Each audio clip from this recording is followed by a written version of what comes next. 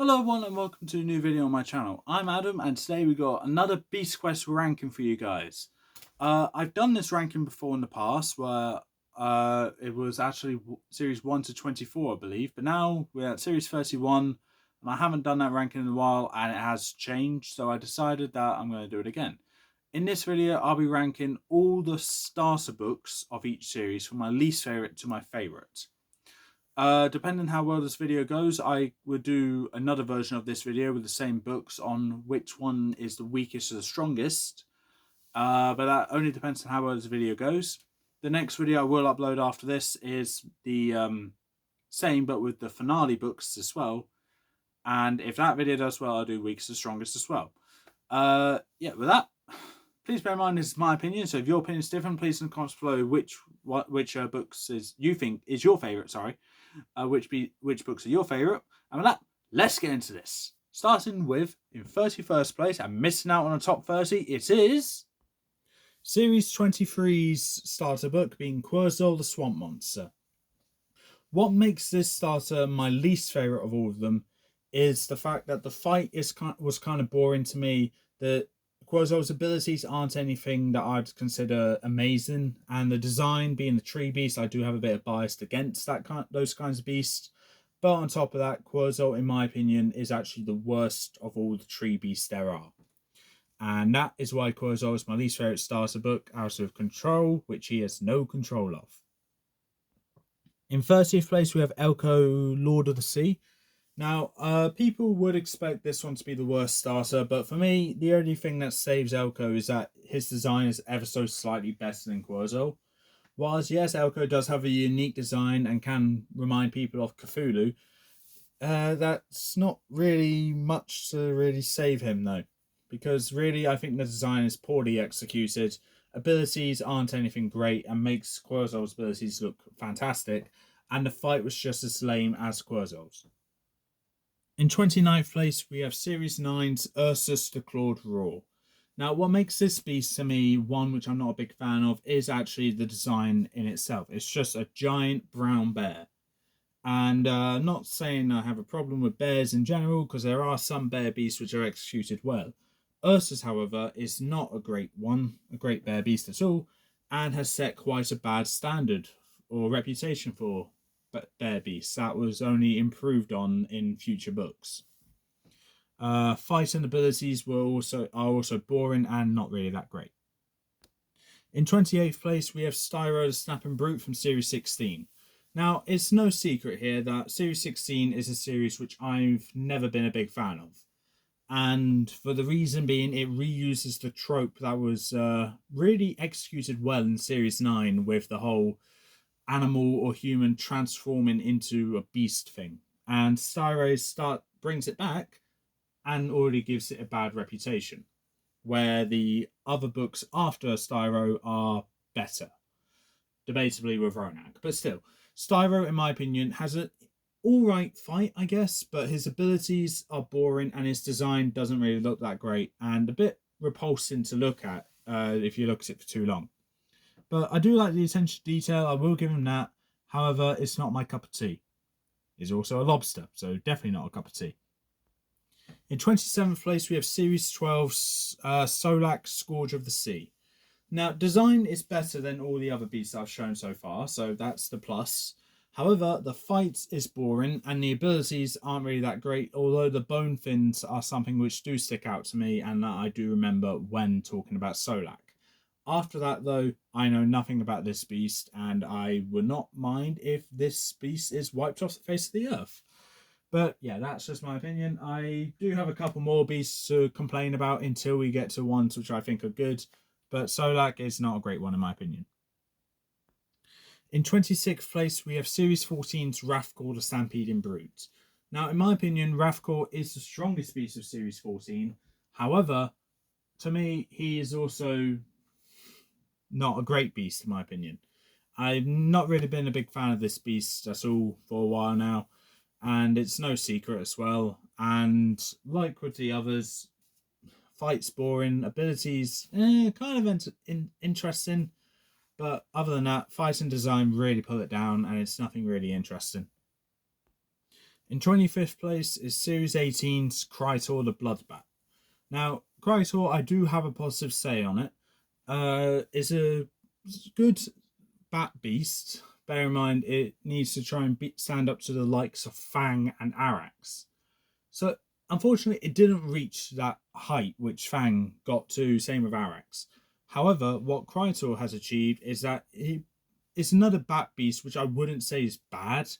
However, it is just kind of forgettable. It's a good design, bad abilities, and the fight is also forgettable. So, not the best bat beast at all. But Krytor was a good start to Series 18 with the whole Trial of Heroes, and interesting to an extent, but the design is the highlight. In 24th place, we have Series 4's Nixa the Deathbringer. What makes Nixa, in my opinion, not that great is her fights. I don't remember much from her fight. It is a change of pace fight like Sultra's is, let's say. However, this one is just kind of boring. This one is really boring.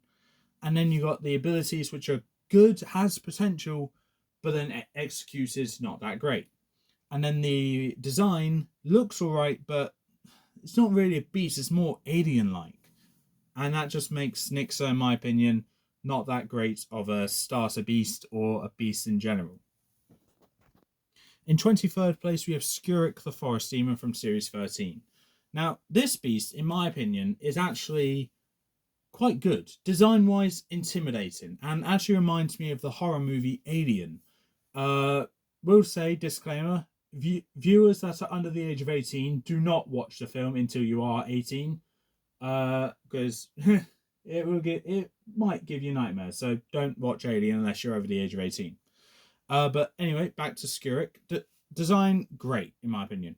Abilities, forgettable, but fight, also forgettable. But something that I do remember about Skirek, which is why he's actually higher than the other beasts I mentioned, is actually that he stole children from the nearby village and hung them up in cocoons in a nearby forest. That is terrifying, and actually sets a really good standard for what the Beast of Series 13 can and will do. In 22nd place, we have Hyrix the Rock Smasher from Series 30. Now, in my opinion, Hyrix just reminds me of a character from Kubo and the Two Strings, and is also very closely resembled to a satyr. So, yeah, okay, good, two good comparisons. However, compared to the other Beast of Series 30, this one is just boring and not that great at all. So that's what drags Hyrix down, along with a design that, yeah, is okay. Abilities are what you expect and are kind of boring for it, and the fight isn't that great either. So yeah, Hyrix, in my opinion, not a fantastic beast, and I think is easily the worst of Series 30. In 21st place, we have Crab, Master of the Sea from Series 5, and what makes Crab a beast, well, yeah, okay, let's try that again. What makes Crab, in my opinion, okay start to Series 5 is that, you know, you're going from Avantia to Gwildor and you come across the first beast, which is a water beast, and you're going across the ocean to get to it. So yeah, okay, it makes sense for Crab to be the first beast. And yeah, it was a good fight, very tense. Abilities are not that great, and design is alright. However, so it's just an okay beast in my opinion. Story-wise, I'm sure it's great, but beast-wise to me, just mid. In 20th place, we have Series 28's Osiron, the Fleshless Killer. Now, I put this lovely little jackal beast in 20th place because I actually don't remember much from this beast. However, what I do remember is that he has a noxious fog around him, and his design is the best of Series 28 in my opinion. As this beast, in my opinion, is the best beast of Series 28, you can guess what my opinion on Series 28 is. So it's not a great one, but with Osiron still being a kind of forgettable beast, despite the fact that he's the best of this series, well, I'm sure I don't need to explain what my opinion is on him there. But yeah, Osiron to me, 20th place, probably wouldn't go any higher, may go lower. 19th place, we have, of course, the All-Seeing 8 from Series 25. Now, what makes the Corsa at least redeemable, despite being a monkey beast, which I don't like, is her 360-degree vision and her ability to control plants in the jungle in Wakanda. Other than that, though, a Corsa is just a monkey, and that is why she's even this on this list to begin with, quite low. And yeah, she's only redeemed by those two abilities, 360 vision and control of plants. Congratulations, of course, you're better than some monkey beasts there are. Moving on. In 18th place, we have Zoolock the Winged Spirit from Series 20, The Isle of Ghosts. Now, Zoolock, in my opinion, is actually quite a good beast from Series 20, but also, in my opinion, the worst beast of Series 20. So if I see Zoolock to be a good beast, but also being the worst, that says something very good about Series 20, which I never thought I'll be saying, because I'm not a big fan of Series 20. But anyway, Zoolock's abilities is unique, but kind of boring at the same time. The fight is also kind of forgettable, but the design seems great. And then you also take into account that she was only being aggressive to protect her young, which adds a new layer to this beast, which makes her seem more appealing to Beast Quest readers, such as myself, Lucas, Jack, and other people out there. So yeah, whilst Zoolock is the worst of Series 20, I need to give appreciation to her and say, hey, you're good 'un. In 17th place, and starting the list of controversial picks, we have Electro the Stormbird from Series 24. Now, yes, I know Series 24 is a fantastic series and it's incredible. I've said this many times to the point where it's pretty much my quote of this channel. However, Electro is the worst piece of that series. And that comes down to having the ability of lightning, you know, the power of 4 flowing through your bones and up your wingtips. But you can't shoot lightning. That is such missed potential. And then you add that onto other aspects about Electro, which does pull down Electro as a beast. And yes, great story, but the beast just wasn't executed well. Has a fantastic design. I love her design. However, abilities are not great at all, and the fight was just forgettable, which in my opinion warrants Electro to be 17th place and around the middle of the list. In 16th place, and another controversial pick, is Series 19's Quag the Stone Dragon. Now, I can see some people saying of how this beast should be higher, other cases how this beast should be lower. To me, I think around the middle is fair. That way I'm pleasing everyone here. But really though, Quag, in my opinion, is just a stereotypical dragon with, yes, the Stone Gaze ability, which can be overpowered, making Quag the second most powerful beast of Series 19. However, he is kind of boring. Yeah. Great ability with the Stone Gaze, don't get me wrong, but his abilities are the same as Furno when it comes to the other abilities. And then you got the design, which is a little bit boring because his face looks so flat. And I'm just like, hold on, dragons are not meant to have flat faces, so that kind of throws me off him there. And then you got the fight, which is kind of boring. So for that, Quag, in my opinion, is just a mediocre starter beast with okay abilities, most of them seen before, and a unique good one, which is also seen before but with a different beast and executed differently, but still, alright beast, 16th place. Moving on. In 15th place is Menux the Saber-Toothed Terror from Series 22. Most people would probably think this beast should be a lot lower on this list. However, I do have appreciation for this beast. Despite being the worst of Series 22 by a long shot, might I add, I think what makes this beast better, in my opinion, is actually I do have appreciation for beasts when they have a job. And this one, I believe, being making sure the metal is mined and forged in a Red Steel Forge is a great job. Not the most important, but still a good job in my opinion. However, his design is okay, just not fantastic. Abilities are boring and bad. Fight was interesting, I guess, but not incredible. So Menux is pulled down by his regular beast stats, but with his job, he is pulled up, in my opinion, making him a 16th place beast and another controversial pick. Moving on to my next controversial pick.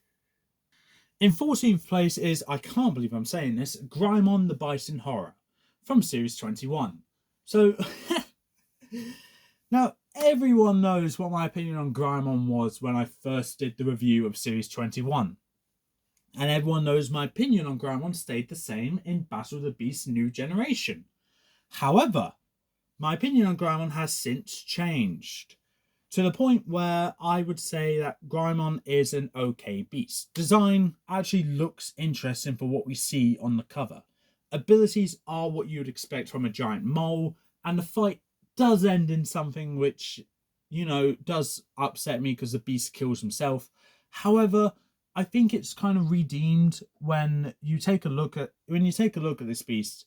If it takes Grimon to kill Grimon, then that means, hold on, that means this beast was actually quite strong, and Tom and Lena probably wouldn't be able to beat this beast. Which, I'm sure Malva would have came in and killed this beast along with Skrull and Tyrantix and Laipida just to open the Netherworld. But if this beast was so strong to the point where it had to kill itself just so Tom and Lena can progress, that is, great achievement. I'm aware he killed himself by accident, but still, you get what I'm saying. Grimon killed himself, and yes, it's bad, but also good in the same way, in my opinion. Making Grimon a worthy 14th place beast, and definitely not my last controversial pick.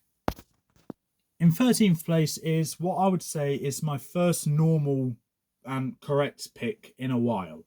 And for me, Gorog the Fiery Fiend from Series 27 is actually just an okay beast, with the Heat Gaze ability, which is overpowered and great, and actually being a Varkule, which we've been waiting since Series 10 for a Varkule beast.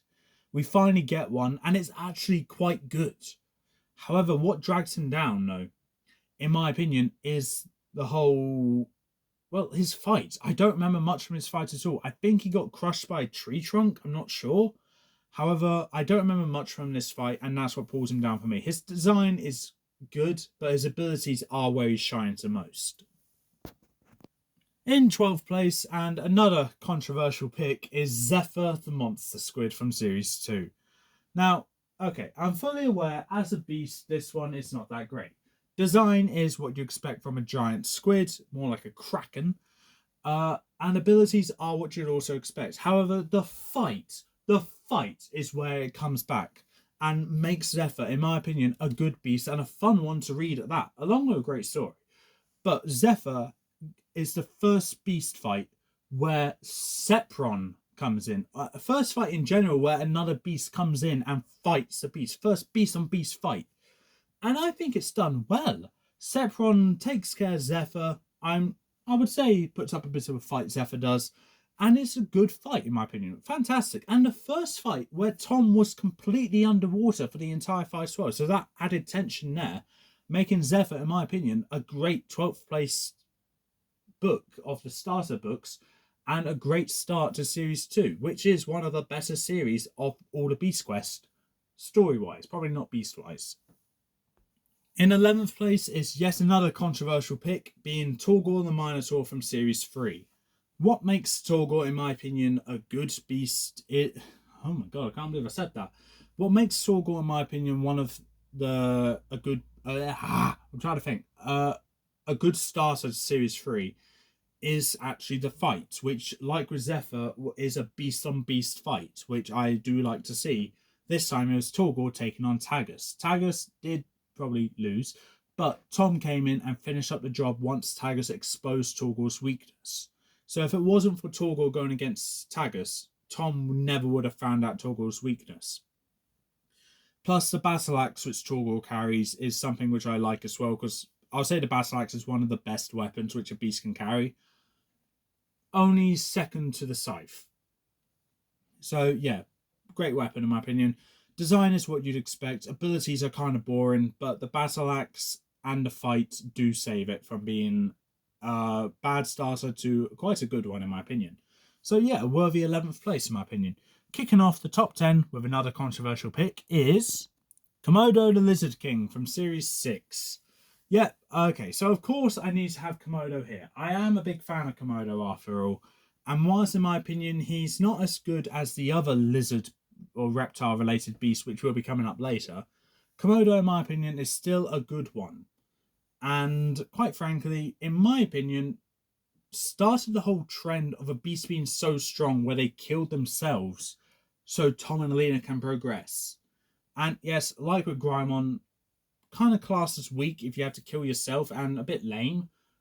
But what saves Komodo is actually his design.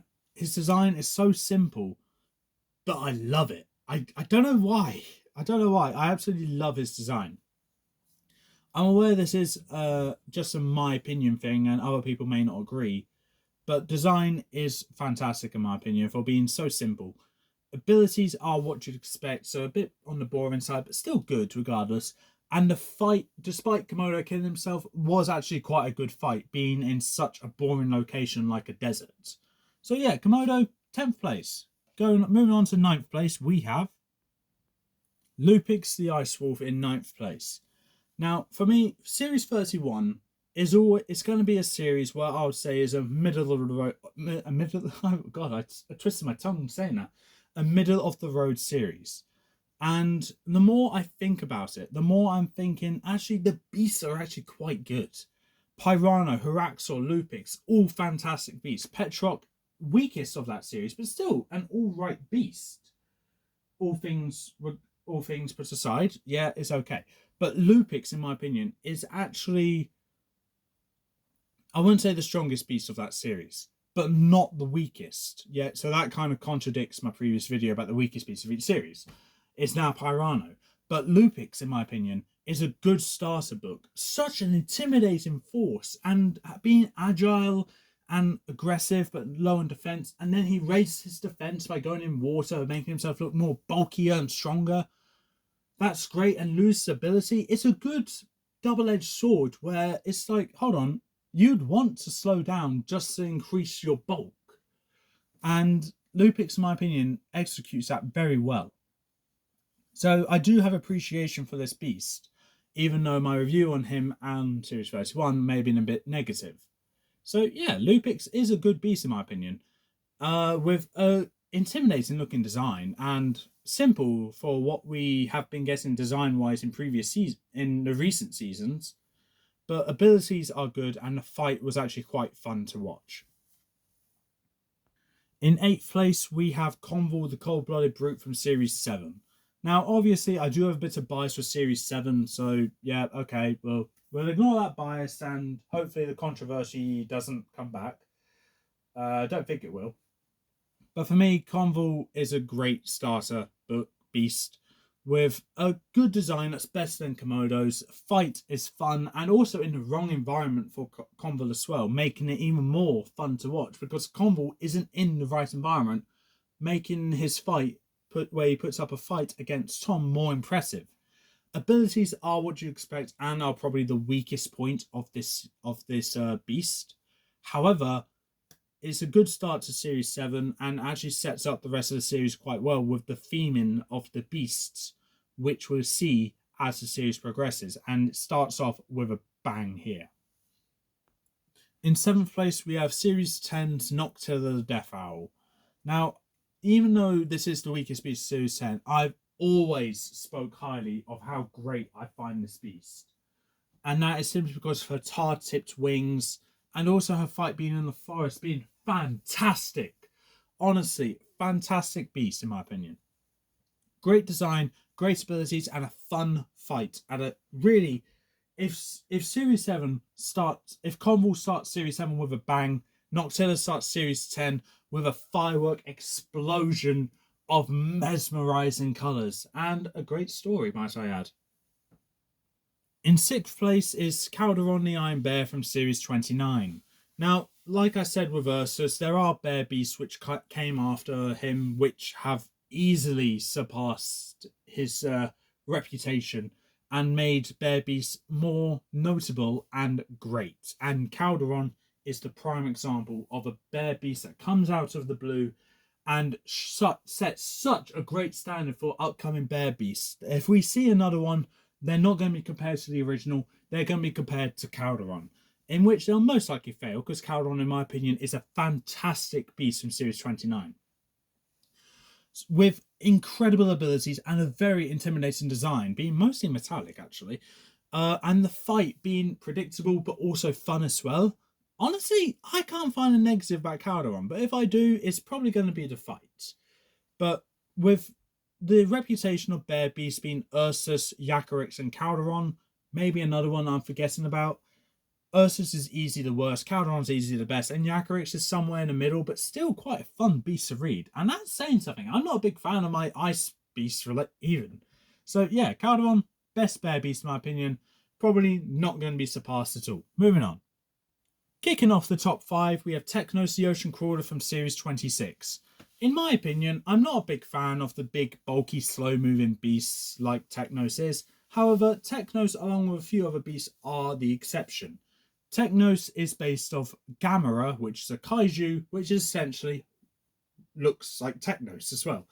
Haven't really seen many kaiju-related movies, so I'm only going along with what Lucas told me here. But for me, Technos, in my opinion, is the best kaiju-related beast that is in Beast Quest, unless I'm forgetting one. But it's also great design, alright abilities, very obvious weakness, and a fight which is actually quite fun and actually very reminiscent of Godzilla, where Technos just attacks a fishing village instead of a city. So fun to watch as well. So yeah, Technos, great beast, great start to Series 26, and a great start for the top 5, where the other 4, in my opinion, are ever so slightly better.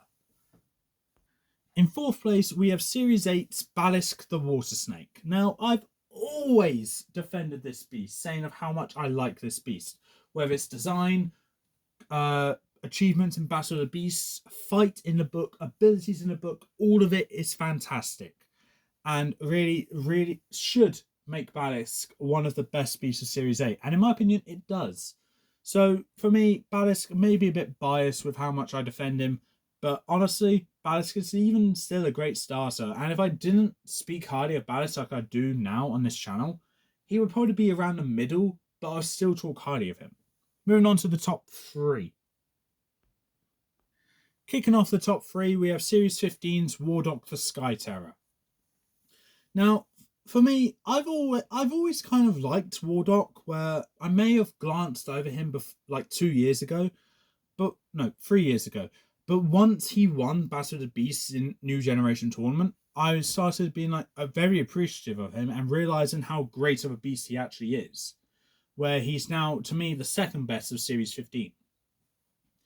What I love most about Wardok is his fight and also his achievements in Battle of the Beasts. Bear in mind. Abilities are also what you expect, but executed very well. And the design is actually probably the worst aspects, but in my opinion, is still a great design.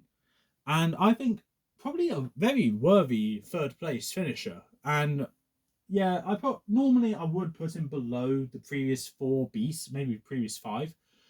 But I put Wardok higher because of, yes, I'm going to say it again, his achievements in Battle of the Beasts. That is the main reason why he's this high.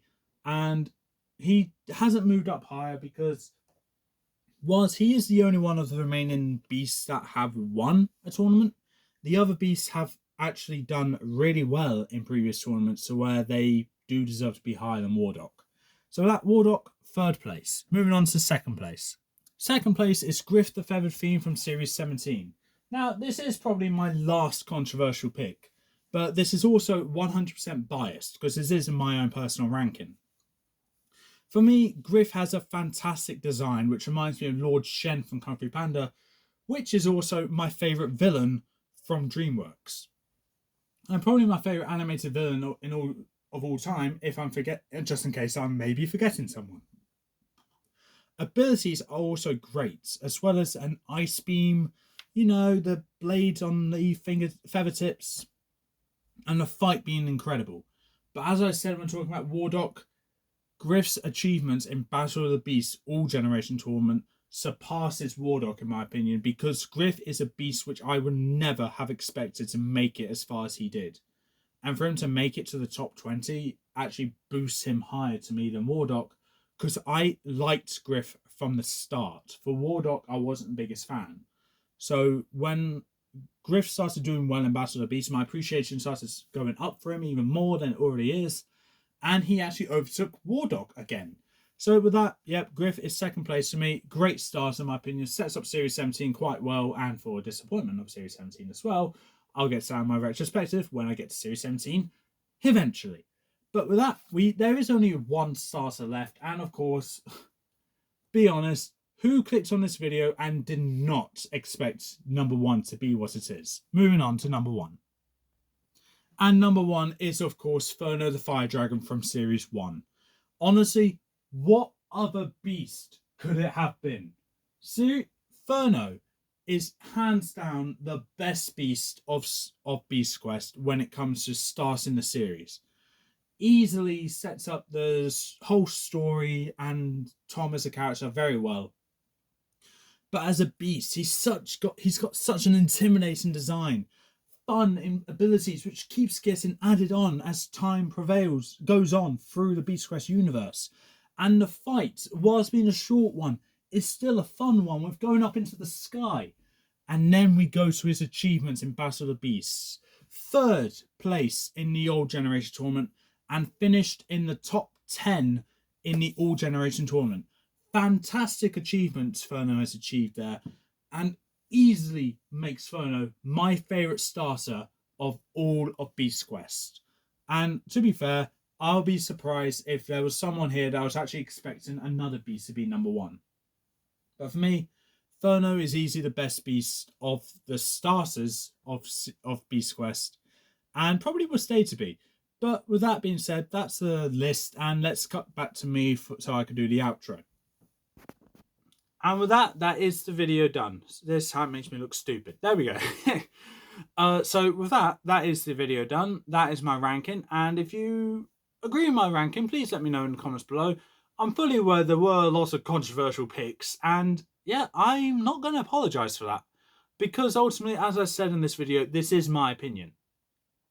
Whilst your opinion may be different, being one of the Beast reviewers or book reviewers on this series, I feel that, hey, yeah, let's spread my opinion, because people know roughly what my opinion is. I could talk about these books, and yeah, I would love to see Lucas's version of this, where he ranks all the starter beasts of each series on a story perspective. Whilst I'm aware he probably won't, because he does do more than just Beast Quest on his channel. That's fine. But for me, Beast Quest is the main thing I do on my channel. Whilst I will do other stuff in the future, it'll mostly be Beast Quest. But for me, doing the starter books of this series and finishing up with ultimately the best starter of all of Beast Quest, being the first one, they hit their stride very quickly and have never been able to surpass it. So with that, that's all for this time. If you like what you saw, leave a like, leave a comment, don't forget to subscribe, press the notification bell down in the corner below. If you actually liked this video, and leave in the comments saying so, please. And I will do this video again with the same beasts, but this time going weakest to strongest. My next video will be doing the same ranking, but on the finale books of Beast Quest. And with that, peace out.